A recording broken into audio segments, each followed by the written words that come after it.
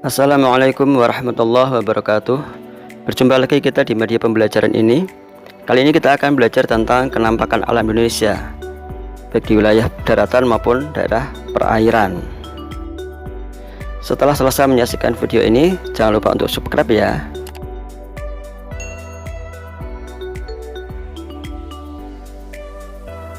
Kita menempati bumi yang permukaannya tidak rata.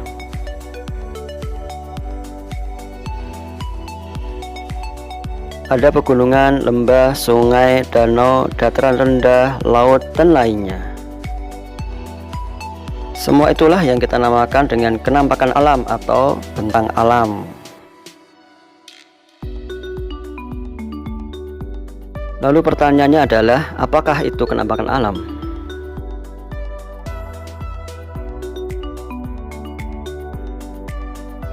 Kenampakan alam merupakan berbagai bentukan muka bumi yang terjadi secara alamiah.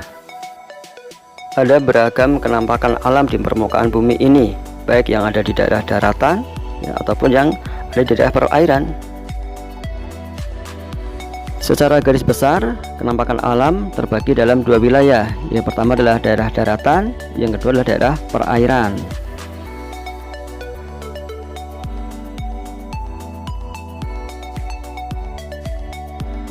Yang pertama, kita akan membahas kenampakan alam yang ada di wilayah daratan.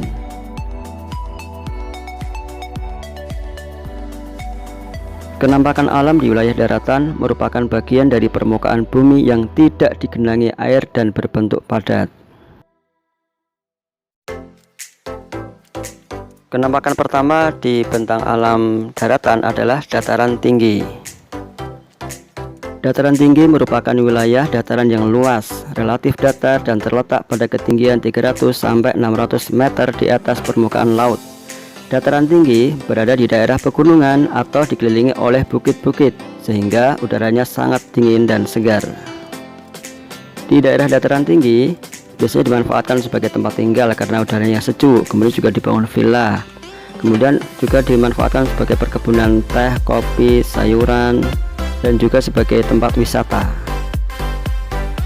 Contoh daerah dataran tinggi adalah pertama, dataran tinggi Gayo di Aceh, dataran tinggi Karo di Sumatera Utara, dataran tinggi Dieng di Jawa Tengah, dan dataran tinggi Minahasa di Sulawesi Utara. Selanjutnya adalah dataran rendah. Dataran rendah merupakan wilayah dataran yang relatif datar, luas, dan memiliki ketinggian kurang dari 200 meter di atas permukaan laut. Pada umumnya, daerah dataran rendah terdapat banyak aliran sungai dan keadaan udaranya panas. Daerah dataran rendah ini dimanfaatkan sebagai pusat pemukiman, lahan pertanian, perkebunan tebu kelapa, dan industri.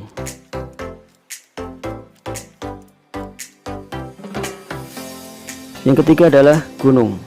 Gunung merupakan bagian yang menonjol terdapat di bumi dengan ketinggian lebih dari 600 meter di atas permukaan laut. Wilayah Indonesia memiliki banyak gunung, baik gunung yang berapi maupun yang tidak berapi atau sudah mati. Gunung dimanfaatkan sebagai penyimpan air, menjadi tempat wisata alam, material vulkan batu pasir untuk bahan bangunan, dan juga abu vulkan menyuburkan tanah pertanian. Yang keempat adalah pegunungan.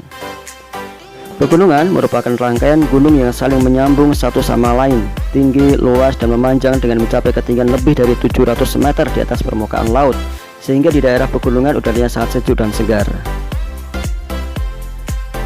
Dengan kondisinya, pegunungan dimanfaatkan sebagai hutan, sebagai wisata alam atau camping, sebagai perkebunan bunga, sayuran, juga termasuk tanaman industri.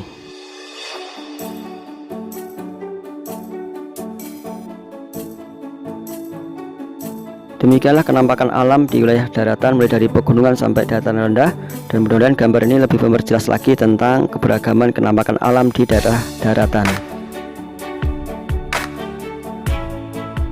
Untuk selanjutnya kita akan membahas kenampakan alam di wilayah perairan. Kenampakan alam di wilayah perairan merupakan bagian dari permukaan bumi yang digenangi air. Wilayah Indonesia memiliki perairan yang sangat luas, yaitu 2/3 bagian dari keseluruhan luas wilayah negara kita. Yang pertama adalah sungai. Sungai merupakan bagian dari permukaan bumi yang rendah dan aliran air yang mengalir dari dataran tinggi menuju dataran yang rendah dan bermuaranya di laut. Sungai banyak dimanfaatkan untuk irigasi pertanian, perikanan, transportasi air, pembangkit listrik tenaga air.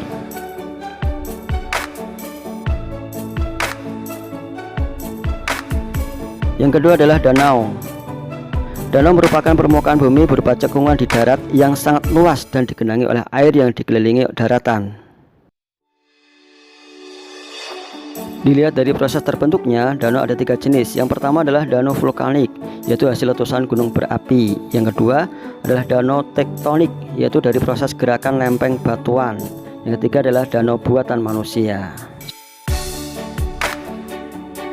Danau memiliki fungsi sebagai penyimpan air, sebagai tempat perikanan, irigasi maupun tempat wisata.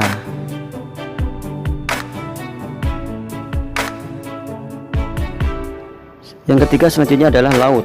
Laut merupakan bagian permukaan bumi yang luas, digenangi air yang dalam dan paling rendah. Laut memiliki kedalaman yang beragam. Beberapa contoh pemanfaatan laut. Pertama, diambil kekayaan lautnya seperti ikan dan rumput laut. Yang kedua, sebagai transportasi antar pulau negara. Kemudian tambang minyak lepas pantai, dan karena airnya yang asin dimanfaatkan sebagai tambak garam.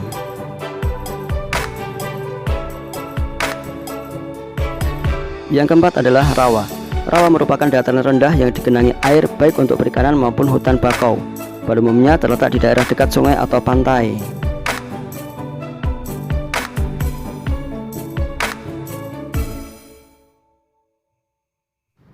Yang kelima, selat. Selat merupakan perairan atau laut sempit yang berada di antara 2 pulau. Kedalamannya berkisar antara 200 sampai 1000 meter. Selat sering dimanfaatkan oleh transportasi kapal feri antar pulau.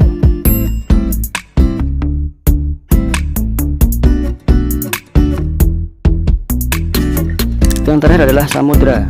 Samudra merupakan perairan yang luasnya melebihi luas laut dan memiliki kedalaman lebih dari 1000 meter. Wilayah Indonesia diapit oleh 2 samudra, yaitu Samudra Pasifik dan Samudra Hindia.